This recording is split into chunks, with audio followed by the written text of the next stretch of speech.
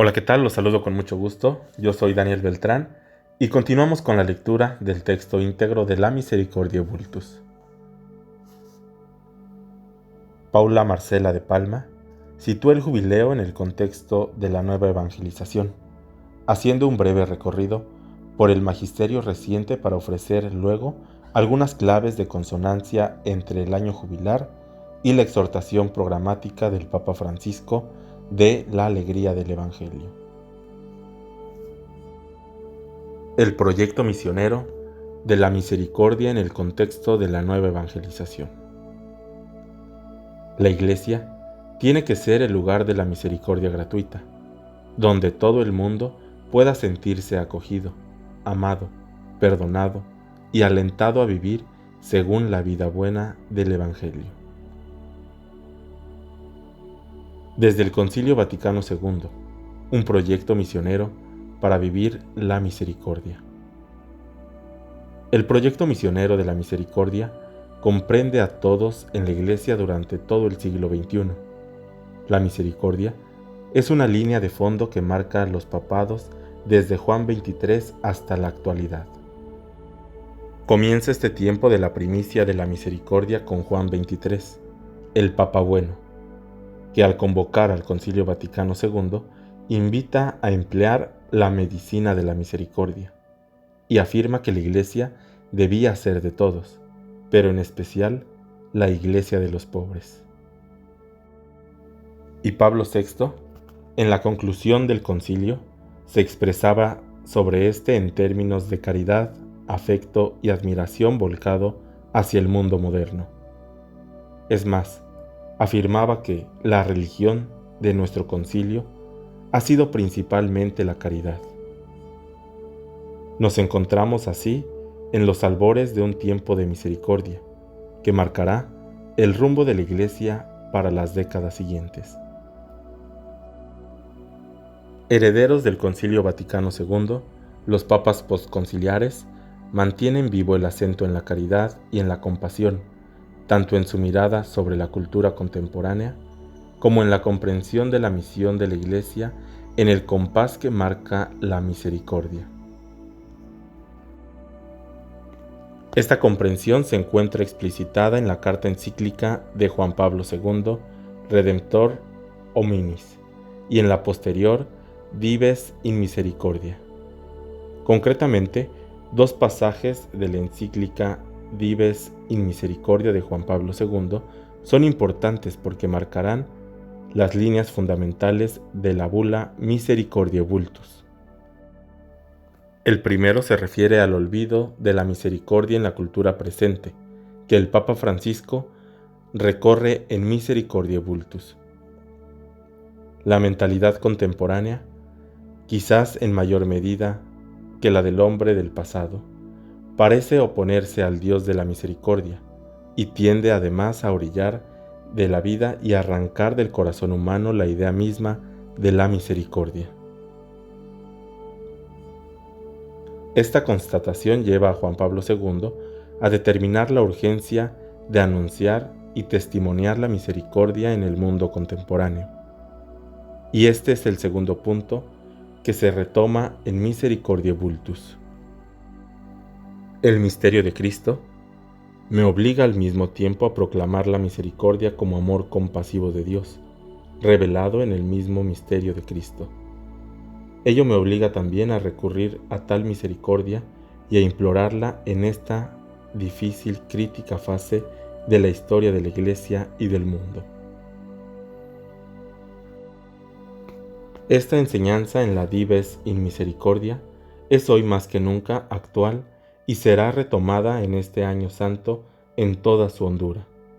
La autenticidad de la vida de la Iglesia se verifica en su anuncio de misericordia y se realiza cuando acerca a los hombres a la misericordia de Jesús que ofrece su salvación.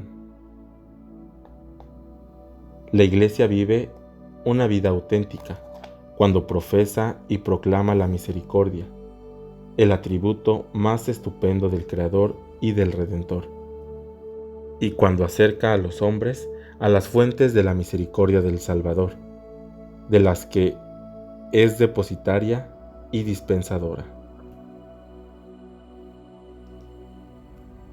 Así como la religión del concilio ha sido la caridad, y los papas posconciliares retoman esta línea de fondo, de la misma manera Benedicto XVI ofrece al inicio de su ministerio petrino la carta encíclica Deus Caritas Est, donde descubre la centralidad de la caridad para el desarrollo de su pontificado. La caridad, según su magisterio, aparece en el centro de la fe cristiana. Dios es amor, y quien permanece en el amor, permanece en Dios, y Dios en él. Estas palabras de la primera carta de Juan, el Papa y teólogo, descubre el corazón de la fe cristiana, la imagen cristiana de Dios y también la consiguiente imagen del hombre y de su camino y de su vida cristiana.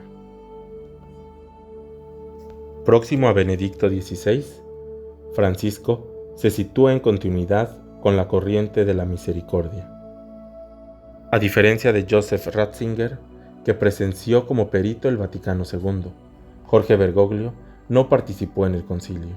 Sin embargo, se reconoce llamado en su ministerio universal a ahondar y a continuar los desafíos de los padres conciliares.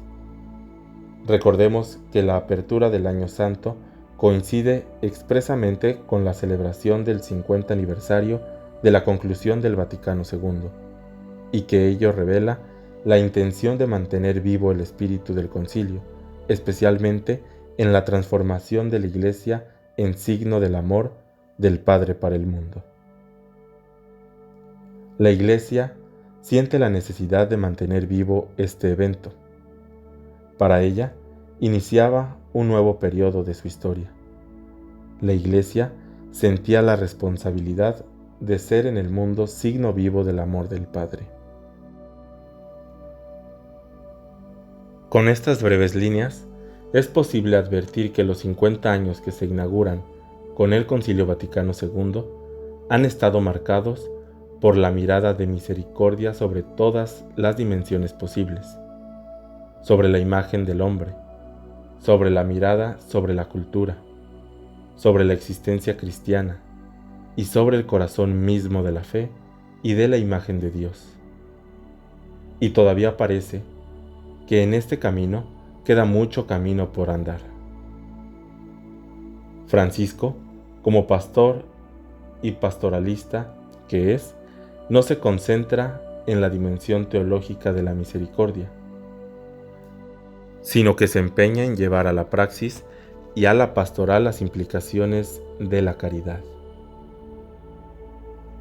Por ello lanza hacia el mundo y también hacia el interior de la Iglesia sus llamamientos a la conversión, y se trata de una conversión pastoral de la Iglesia, porque incluye sus estructuras, el modo de comunicarnos, el modo de vivir como cristianos.